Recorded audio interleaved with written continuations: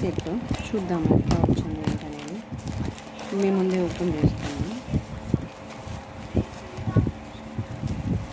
కొంచెం లైవ్లో చూసాను నేను. లైవ్లో అయితే తక్కువ పడింది, నార్మల్గా నా 30 రూపీస్ 40 రూపీస్ తక్కువ పడింది. కొంచెం బాగా కనపడింది, అందుకోసమనే చూడు ఎన్ని అది ఎంత జాగ్రత్తగా పాస్ చేశారు చూడండి. డబుల్ గమ్ కవర్ అంతా చుట్టారు, చాలా పకడ్బందీగా చుట్టు పెట్టారు. ఇట్లా ఉంది, చూద్దాం.